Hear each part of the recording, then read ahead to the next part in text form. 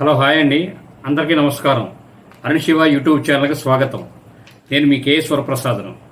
నేను మీకు ఈరోజు వీడియోలో గవ్వలు, మన పిల్లలు ఎంతో ఇష్టపడే గవ్వలు ఎలా తయారు చేయాలో చూద్దాం.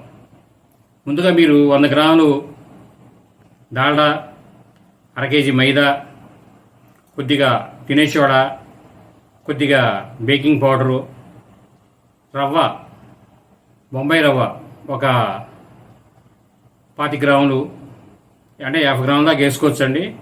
50 గ్రాములు బొంబాయి రవ్వ, పంచదార ఒక 400 గ్రాములు, యాలకుల పొడి, ఇవన్నీ సిద్ధం చేసుకోండి. నూనె సిద్ధం చేసుకున్న తర్వాత ముందుగా మీరు మైదాని చక్కగా రౌండ్గా చేసుకొని మధ్యలో గుంటలా చేసుకొని దానిలో డాల్డాని పూర్తిగా కరిగించి వేడి లేకుండా దానిలో 100 గ్రాముల డాల్డా వేసుకొని 1/2 కిలోలో కొద్దిగా నీరు పోసుకోండి.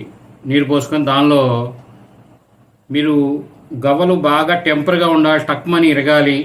కొంతమంది బాగా టెంపర్గా తింటారండి గవ్వలు. గవ్వలంటే గట్టిగా ఉండాలిగా అంటుంటారు ఒకళ్ళు. గట్టిగా కావాలంటే సోడా అనేది తక్కువ వేసుకోండి. బాగా టెంపర్ మీద తినాలి అనుకుంటే, బాగా గుల్లగా తినాలి అనుకుంటే తినే సోడా ఎక్కువ వేసుకోండి. అదే కొద్దిగా మెతక మీద తినాలి, గుల్ల ఉండాలి అంటే కొద్దిగా పెంచుకోండి తినే సోడాని. అలాగే బేకింగ్ కూడా వేసినట్టు కొద్దిగా వేయండి, చదువుకోవడం కోసమే. దానివలన మనం దానిలో ఉపయోగించాల్సినంత అవసరం లేదు. కొద్దిగా మనకి ఏదైనా అప్ అండ్ డౌన్లు మనం నీళ్ళు కలుపుకునే పెట్టినా మనం చదువుకోవడం కోసం ఉపయోగపడుతుంది. కొద్దిగా బేకింగ్ వేయండి, లైట్గా బేకింగ్ వేసుకొని చక్కగా మొత్తం టైట్ మీద కలపండి. ఫుల్ టైట్ మీద కలపండి. ఫుల్గా బాగా టైట్ మీద, చపాతీ పిండి మీద బాగా గట్టిగా కలిపి ఒక ముద్దలాగా చేసి ఒక ఎక్కువసేపు ఉంచొద్దండి. ఒక 5 నిమిషాలు పక్కన పెట్టి మూత కప్పి ఉంచేసేయండి. తర్వాత మళ్ళీ బాగా దాన్ని మదాయించేసి చక్కగా ఒక రోల్స్ లాగా చేసుకోండి.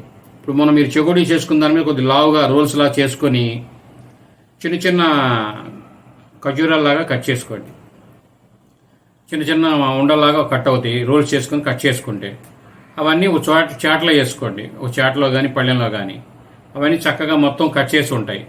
గవ్వల చెక్క తీసుకొని ఇలా పైనుంచి కిందకి నొక్కుతా ఒకటే ఇదిలో వచ్చేటట్టుగా చక్కగా చేసుకోండి. అది మనం అనేటప్పుడు ఆ గవ్వ అనేది రౌండ్ తిరగాలండి. విడిపోయి ఉన్నాయనుకోండి, కళాయిలు వేసాక మొత్తం వెడల్పు అయిపోతాయి. అది కొద్దిగా రౌండ్ తిరిగేటట్టు అలా ఉంచుకొని 2-3 పళ్ళల్లో పెట్టుకోండి. మీకు అంటే ఎక్కువ పళ్ళు ఒకటే పళ్ళలో పెడితే ఒత్తిడి అయిపోయి మీకు అణిగిపోతాయి కదా. అలా పెట్టుకొని మైదా చల్లుకొని అలా ఉంచుకోండి.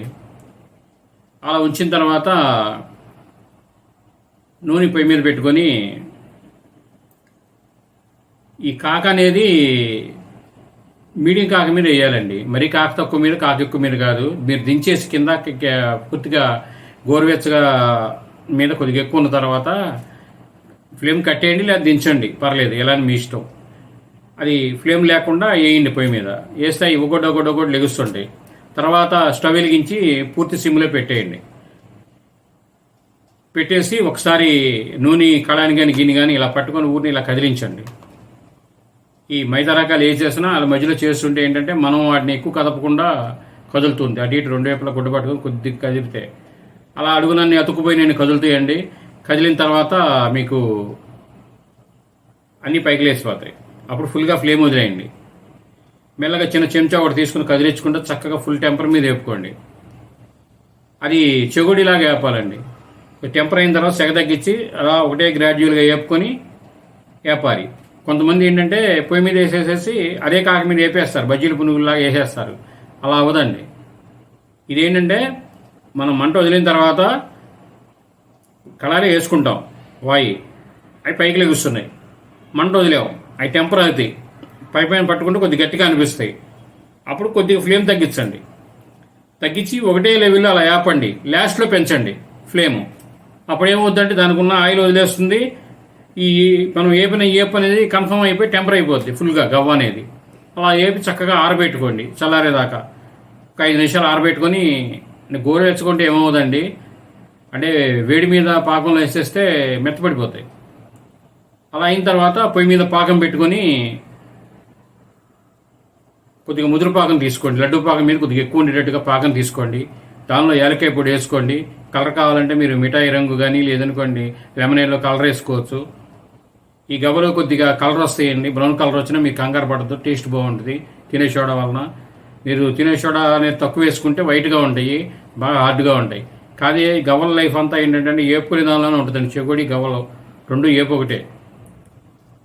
అది మీరు ఏపు చక్కగా నిదానంగా ఏపుకోండి. స్టార్టింగ్లో లెగంగానే కాక పెంచి టెంపర్ అవ్వగానే కాక మీడియంగా తగ్గించుకొని కొద్దిగా అదే కాక మీద ఏగనిచ్చి ఒక 5 నిమిషాలు 7 నిమిషాలు ఏగనిచ్చి మంట పెంచుకొని మళ్ళీ ఏగనిచ్చిన తర్వాత లేపేయాలి. మనం వాయి చూసుకుని టెంపర్ చూసి. మీకు గవ్వ తీసుకొని మనం గట్టిగా ఎరిపితే గట్టిగా ఉండాలి, లోపల పచ్చిగా ఉండకూడదు. లోపల గొల్ల వచ్చేసి మొత్తం ఇదే ఏగి ఉంటుంది. అది ఏగిన తర్వాత మెత్తపడిపోతుంది. అలా లేకుండా మీరు చూసుకోండి. అప్పుడు మీకు ఏంటంటే గవ్వలు తిన్న తర్వాత కూడా బాగుంటుంది. మీరు గవ్వలు పాకంలో వేసి తిప్పారు కదా, అవి బాగా మీరు కలుపుకోండి.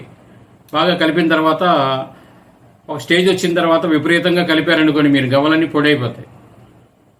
అది స్టార్టింగ్లో స్పీడ్గా కలిపిన తర్వాత నిదానంగా అంచులంతా పాకం అంత మధ్యలో కలిపేటట్టు కలుపుకొని అవి చక్కగా విడిగా ఉన్నప్పుడే విడిపోయేలా కలుపుకొని అవి ఒక ట్రేలో వేసేసుకోండి.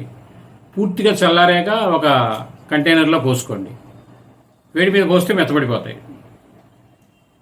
అది మీరు ఏంటంటే ఈ ఐటమ్స్ కొన్ని ఐటమ్స్ కొన్ని స్క్రూను దానిలో పోయాలి, కొన్ని ఏమో స్క్రూ లేని దానిలో పోయాలి. అలా చూసుకొని మెత్తపడకుండా పోసుకుంటే మీకు స్టార్టింగ్లో ఏపుకున్నప్పుడు ఎలా ఉన్నాయో అలాగే ఉంటాయి చెగుడి కానీ ఇవన్నీ. అది మీరు ఫుడ్ ఐటమ్ వాడకంగానే ఎమ్మడి మూత పెట్టుకుంటే మీకు క్వాలిటీ బాగుంటుంది. ఇలా చేసి చూడండి గవ్వలు. మీకైనా డౌట్లు ఉంటే మెసేజ్ రూపంలో పెట్టండి. అభిప్రాయాలు కామెంట్ చేయండి, లైక్ చేయండి, షేర్ చేయండి.